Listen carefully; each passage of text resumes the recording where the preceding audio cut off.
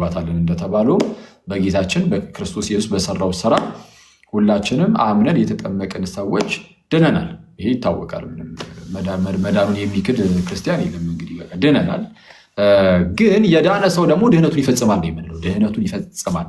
ድህነቱን መፈጸም እንዳለበት የሚያሳዩ በጣም በርካታ የመጽሐፍ ቅዱስ ክፍሎች አሉ። ይህ ማለት በጣም ግልጽ ነው። አንድ ሰው ዳነ የሚባለው ከሞት ወደ ህይወት መምጣቱን ለማሳየት ነው። በተደጋጋሚ የተናገረው ከሞት ወደ ህይወት መምጣቱን እንደ አዲስ መወለድ እንደ አዲስ መፈጠሩን የሚያሳይ ነው። እንደ አዲስ የተወለድ ነው ወይም ክርስቲያን የሆነው በስራችን አይደለም። ያለ ስራ ክርስቲያን ሆነናል። ያለ ስራ የክርስትና ጥምቀትን በመውሰድ በዛ በጥምቀት ውስጥ ደግሞ የእግዚአብሔርን ጸጋ ተካፍለን ይኸው እንዲሁ በነፃ እንዲሁ በጸጋው እንደማለት ነው። እንዲሁ በጸጋው ልክ ሮሜ ምዕራፍ 3 ላይ እንዳለው ማለት ነው። እንዲሁ በጸጋው ይድናሉ ይጸድቃሉ እንደተባለ በጸጋው እንዲሁ ዳንን እና ያ ሰውዬ ዳነ ሲባል እንዳልኳችሁ እንደ አዲስ የተወለደ ልጅ ነው። እና የተወለደ ልጅ ደግሞ ማደግ አለበት። ቀንጭሮ መጥፋት ስለሌለበት ቀንጭሮ ሊሞት ስለሚችል ማደግ አለበት። ለማደግ ቅዱስ ቁርባን እየተቀበለ መልካም ስራን እየሰራ መኖር አለበት። እንግዲህ ምናልባት ስራ የሚለው ላይ ፎከስ እናድርግ ከተባለ ስለ ስራ ጌታችን ሐዋርያቱን በስፋት ተናግረዋል። ጌታችን ኢየሱስ ሁሌም የሚጠቀስ ጥቅስ አለ። ለምሳሌ ዮሐንስ ወንጌል ምዕራፍ 15 ላይ በእኔ ያለውን ፍሬ የማያፈራውን ፍሬ የማያፈራውን ቅርንጫፍ አባቴ ያስወግደዋል ይላል። በእኔ ያለውን ቅርንጫፍ ፍሬ ግን የማያፈራውን አባቴ ያስወግደዋል። አሁን ከግንዱ ላይ ቅርንጫፍ ኖሮ ግን ፍሬን አላፈራም ካለ ይወገዳል ከተባለ በዛው በግንዱ ላይ ለመጽናትና በህይወት ለመኖር ግዴታ ምን ማድረግ አለበት? ፍሬን ማፍራት አለበት። ስለዛ ፍሬን የሚያፈራው በህይወት ለመቀጠል ሲል ነው እንጂ በቃ አንድ ጊዜ ስለዳነ ብቻ እንደዚሁ ይሰራል እንጂ ምንም ከህይወቱ ጋር የሚያገናኘው ነገር ወይም ከድህነቱ ጋር የሚያገናኘው ነገር የለም የሚባል ነገር አይሰራም። ፕሮቴስታንቶች እንደዛ ብለው ነው የሚያምኑት። ከድህነት ጋር ምንም አያገናኘውም። ስራ ከድህነት ጋር አያገናኘውም። ኢነሴንስ ያገናኘዋል ካሉ ራሱ ድህነታችንን የምናሳይበት እንጂ ለእኛ ለድህነታችን ምንም ቦታ የለውም ነው የሚሉት። ለድህነታችን ለድህነታችን ቦታ አለው እንላለን ስራ የሚል ፕሮቴስታንት ካለ አንዳንዶች እንደዛ ስለሚሉ የተወሰነ ጫና አድርጋችሁ ስትይዟቸውና ፕሮቴስታንቶቹ በመጽሐፎች ላይ ያለውን እውነታ ማየት ሲጀምሩ ምን አይነት ነገር ያደርጋሉ? እዚህ ይላሉ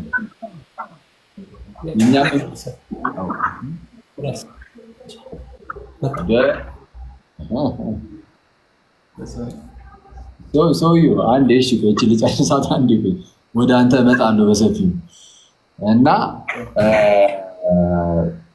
ፕሮቴስታንቶቹ እንዳልኳችሁ የተወሰነ ጫን ተደርገው ሲያዙ እኛም ስለ እምነት ያለን እኮ አስተምሮ ከእናንተ ጋር ይመሳሰላል።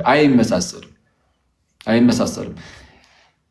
የምንሰራው ስራ ለድህነታችን ይጠቅማል የሚል ካለ ፕሮቴስታንት መጥቶ እስቲ ይንገረን። ይጠቅማል፣ የምንሰራው ስራ ለድህነታችን ይጠቅማል ብለን እናምናለን ይበለንና ከዛ በኋላ ይሄ ክላሲካል ፕሮቴስታንቲዝም ምናምን የሚሉ ልጆች አሉ አይደለ? ከእነሱ የእምነት መግለጫዎች ውስጥ አውጥቶ ያሳዩ የምንሰራው ስራ ለድህነት ይጠቅማል የሚለውን ይኸው ከ4000 በላይ ህዝብ አለ ሰው አለ መጥተው ለምን አያሳዩ? ብቻቸውን ሆኖ ብቻ ሊያወሩ ይችላሉ እንጂ ይኸው መጥተው ሊያሳዩ አይችሉም። የምንሰራው ስራ ለድህነት ይጠቅማል። ለመጀመሪያው ድህነት ሳይሆን አንዴ ከዳነ በኋላ ድህነቱን እንዳያጣው ምናምን እና በአጭሩ ጌታችን ኢየሱስ ምንድነው ብሎ የተናገረው?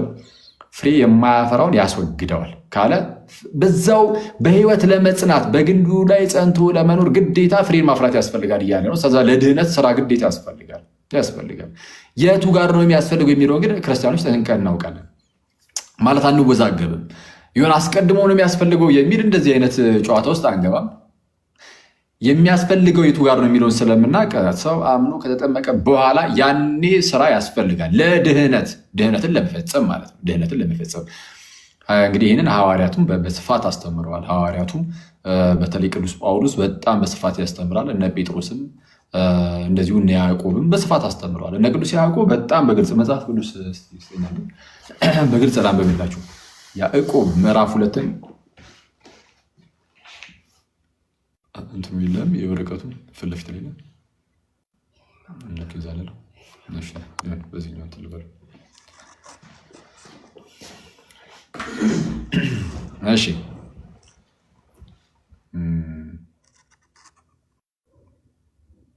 አዲስ ኪዳን ያዕቆብ ላይ በጣም በግልጽ ነው የሚናገሩ። በጣም ብዙ ሰዎች ይህንን ጥቅስ ለማምታታት በጣም ብዙ ሞክረዋል፣ ግን የተሳካላቸው አይመስለኝም። የእግዚአብሔር ቃል ሕያው ነው እና ሕያው ሆኖ ደግሞ የሚሰራ ነው እና ማንም ሰው ተነስቶ እንደዚህ እንደ ቀልድ የሚጠመዘው አለ ቢጠመዘው ራሱ ለራሱ መጥፎ ይሆናል። ቃሉ ግን የታመነ ሆኖ ይኖራል። ስለዚህ የታመነው ቃል እንዲህ ይላል። ከቁጥር 20 ጀምሮ ያለው ብቻ ልንገራችሁ። አንተ ከንቱ ሰው እምነት ከስራ ተለይቶ የሞተ መሆኑን ልታውቅ ትወዳለህን? ያመነ ሰው ላይሰራ ይችላል። በዚህ አይችልም? ይችላል ማለት ፖቴንሻሊ አንድ ሰው ካመነ በኋላ ስራን አለመስራት አይችልም የሚባል ትምህርት የለም። ሰው አምኖ ግን ፍሬቢስ ሊሆን ይችላል።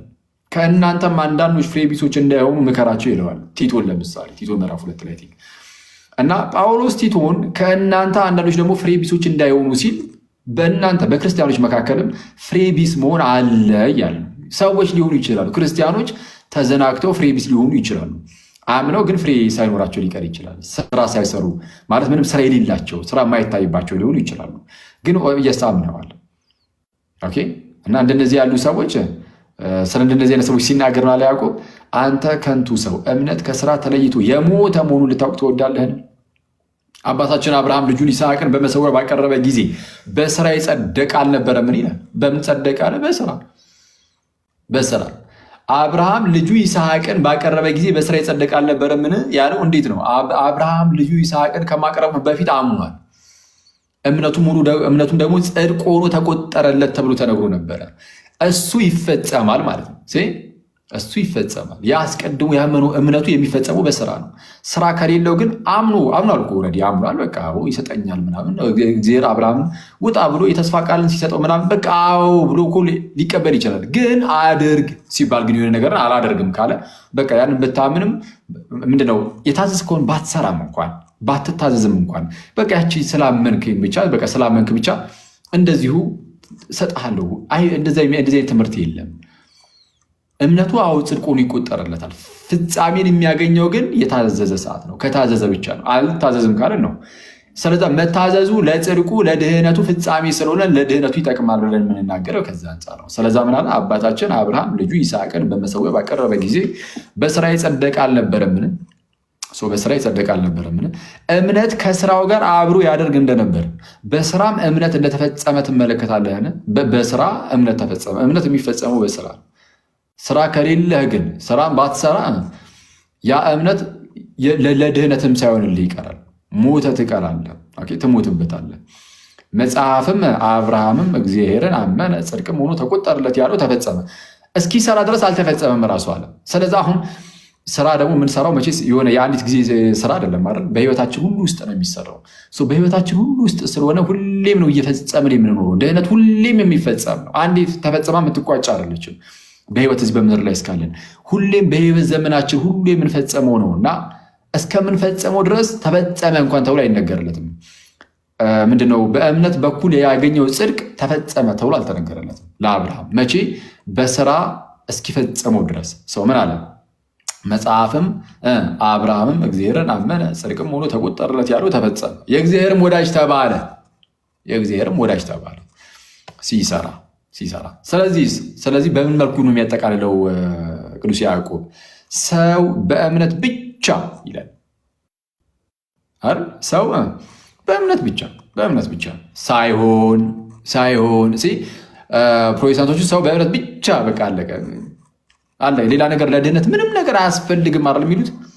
ያዕቆብ ሰው በእምነት ብቻ ሳይሆን፣ በጣም ነው የሚያስገርመው ጌታ። ሰው በእምነት ብቻ ሳይሆን በስራ እንዲጸድቅ ታያላችኋል።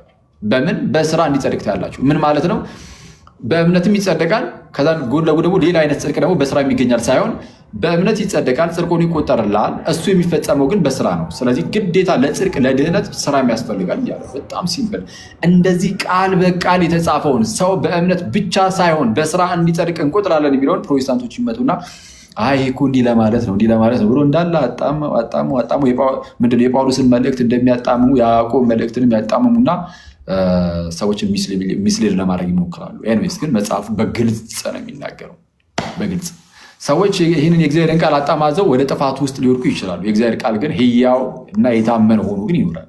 የእግዚአብሔር ቃል የታመነ ሆኖ ይኖራል። ቃሉ የታመነ ነው፣ ሁሌም ያነሳል። እንደዚሁ ጋለሞታይቱ ረዓብ ደግሞ መልእክተኞቹን ተቀበላ በሌላ መንገድ በተሰደደች ጊዜ በስራ አልጸደቀችምን? ከነፍስ የተለየ ስጋ የሞተ እንደሆነ እንዲሁ ደግሞ ከስራ የተለየ እምነት የሞተ ይላል። ጳውሎስም እንደዚሁ በተደጋጋሚ ኃጢአትን የሚሰራ ክርስቲያን የእግዚአብሔር መንግስት እንደማይወርስ ይናገራል። ኃጢአትን የሚያደርግ ክርስቲያን የእግዚአብሔር መንግስት እንደማይወርስ ለምሳሌ ገላትያ ምዕራፍ 5 የስጋን ፈቃድ ከቶ አትፈጽሙ ይላል። ምዕራፍ 5 ገላትያ ምዕራፍ 5 ከቁጥር 16 ጀምራችሁ የስጋን ፈቃድ ከቶ አትፈጽሙ እያለ ይናገራል። በመንፈስ ተመላለሱ ወይም የመንፈስን ፈቃድ ፈጽሙ ይላል። እንደ መንፈስ ተጓዙ ይላል። የስጋን ፈቃድ አትፈጽሙ እያለ ይናገርና ከታች ዝቅ ብሎ ቁጥር 19 ላይ የስጋ ስራም የተገለጠ ነው ይልና የስጋ ስራዎችን ይገልጣል። ኃጢአት የሆኑ ነገሮችን ይሄ ቅናት፣ ሟርት፣ ጥል፣ ምንድነው ምንፍቅና፣ መናፍቅነት፣ ዝሙት፣ መዳራት እና የመሳሰሉትን ይዘረዘርና አስቀድሜ እንዳልኩ እንደዚህ ያሉትን የሚያደርጉ የእግዚአብሔር መንግስት አይወርሱም ይላል። የእግዚአብሔርን መንግስት አይወርሱም።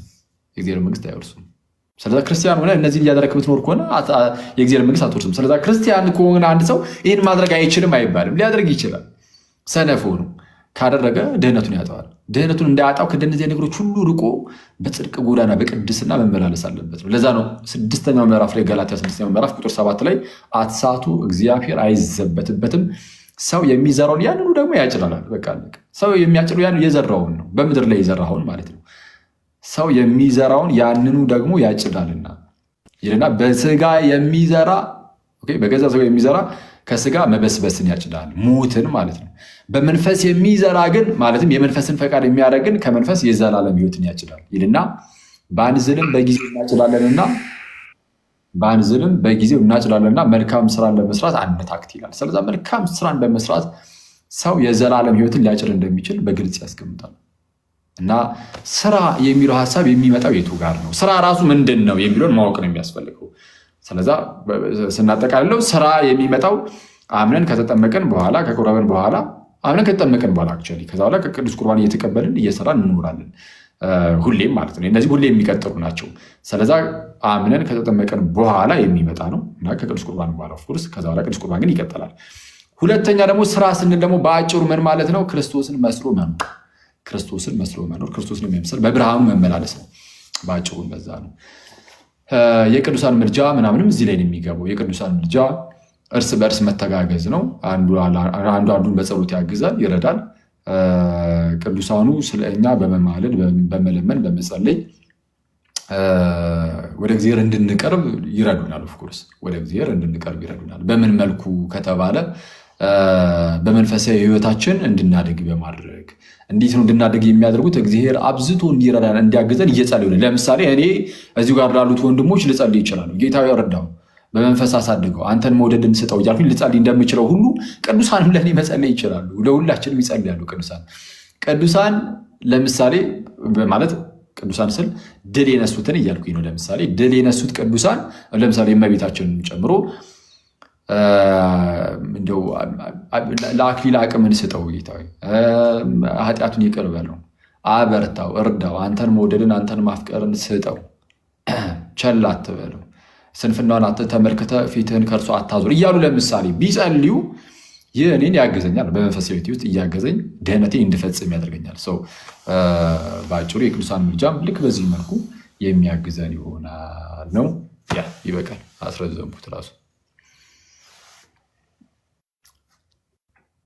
ላኬ በጣም አመሰግናለሁ። በጣም ትልቅ ነገር ነው። በጣም ትልቅ ማብራሪያን የሰጠህን ጽፈን እንይዛለን እና ቃለ ሕይወት ያሰማልን፣ ቃለ በረከት ያሰማልን። በእውነት ስለ ቅዱስ ቁርባንም ትነግረናለህ። ትንሽ ጥቅስ ግን አሁን ጊዜህን እንዳልወስድ እንጂ ቅዱስ ቁርባን ለድህነት አይደለም ብለው መታሰቢያ ነው ይላሉና ዮሐንስ ወንጌል ላይ ግን ስጋዬን ያልበላ ደሜን ያልጠጣ ይላልና እሱንም በተመለከተ እንደው ከታች የሚወላውሉ ክርስቲያኖችም ስላሉ ለነሱም ጭምር በጣም ስለሚሆን ዝም ብለህ 30 ሰከንድ ብትሄድባት ካላስቸገርኩ በጣም ይቅርታ የሌሎቻችሁን ጊዜ ከወሰድኩ። እሺ እንሄድበታለን። አንድ ሙሽራ ስላለን እሱን ሰላም እንበለውና ወደዛው ደግሞ እንመለሳለን። ሶይ እንኳን ደስ አለ።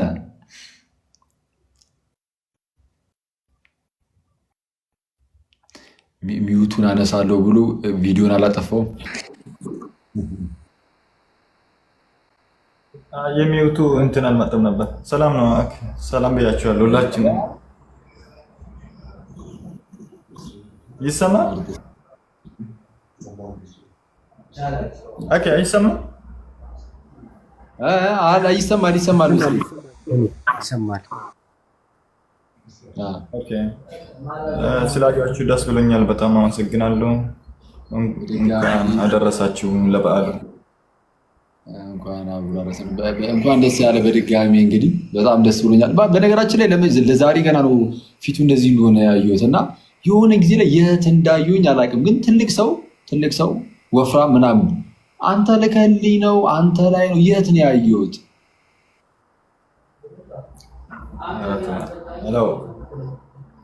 እኔ ክርስቶስን እኔ የት እንዳየሁኝ አላውቅም፣ ግን ወፍራም እና የሆነ ትልቅ ሰው ምናምን አይነት ነገር እና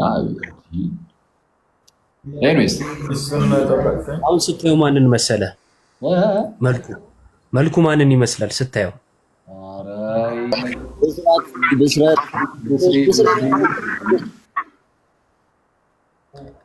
ብስሬን ቁጭ ነው ፋዘር ጋር እንደውል ይጣራ ነገሩ እሳቸው ትላለህ። አይ ግን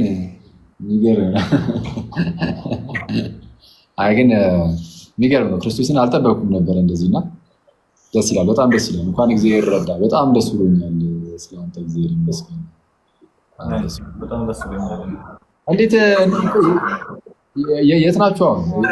ደቡብ አፍሪካ?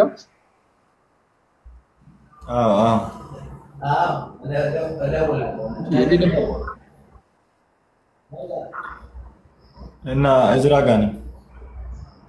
ኦኬ። የቤተክርስቲያን ተጠመቅ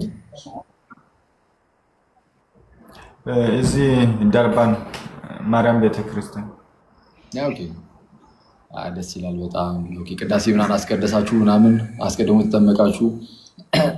ደስ ይላል በጣም በጣም ደስ ብሎኛል። የነበርክ በፊት ያልክኝ ቃለ ሕይወት ነው?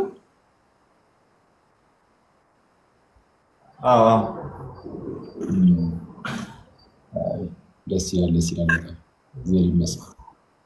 አንተ በጣም አብላልተህ አብስለን የመጣው ራሱ ስንት ጊዜው በዚህ መጣው እያለ እየዛተብን እና ደስ ይላል በጣም እንደዚህ እንትን ብለህ መምጣትን በጣም ነው የምወደው።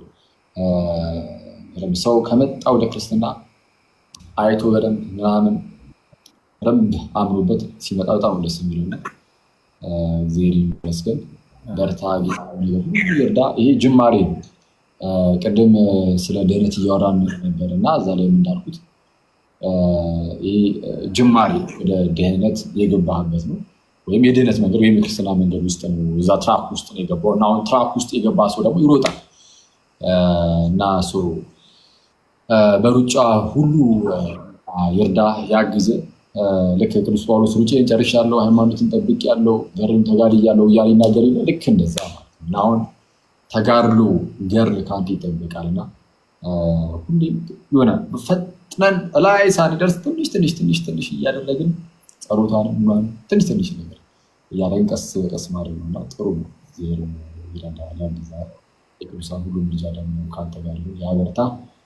በርታልን ትሆን ይችላል የምትለው ነገር ካለ እስኪ በለን። ምንድን እኔ ብቻ የማወራው እኔ ተጠመኩ አስመሰልኩት። ምን ጉር ነው ምለው ነገር በቃ በርቱ፣ እናንተም በርቱ በአገልግሎታችሁ።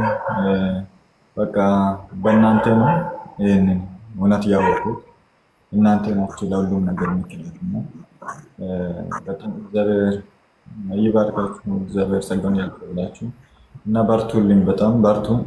ብዙ ውጊያ ይኖራል፣ ብዙ ነገር ሊኖር ይችላል። እናንተ በቃ እንትን አገልግሎታችሁን ከኢየሱስ ጋር ከመንፈስ ቅዱስ ጋር ይዛችሁ ቀጥሉ ነው የምላችሁ። የሰውን ነገር መስማት ሳይሆን በቃ እናንተ በጸሎታችሁ፣ በአገልግሎታችሁ፣ በትምህርታችሁ እና እንማራለን። በእናንተ ነው ይህንን ያየሁት እና በእናንተ በኩል ነው። እኔ ቸርች ሄጄ አይደለም የተማርኩት፣ በዚህ ሚዲያ ላይ ነው ብዙ ነገር ያወቅኩት። ከዛ በኋላ መጽሐፍቶችን አንዳንድ ነገሮችን ነው ተረጋግቼ ነው እንትን በስሜታዊነት ተረጋግቼ አውቄ ነው እንትን ያልኩት ማለት ነው። በስሜታዊነት አይደለም። ስሜታዊነት ጎጂ ስለሆነ በስሜት የመጣ ነገ ልጅ ግን ተረጋግታ አውቃ አምና የመጣው ነገር ጸንተ የምትኖርበት ነገር ስለሆነ ሃይማኖት ቀልድ ስላልሆነ እና ኢየሱስ ክርስቶስ ወደ መሰረታት ወደ እውነተኛ ቤተክርስቲያን ኢየሱስ ክርስቶስ የመሰረታት ራስ የሆነላት ቤተክርስቲያን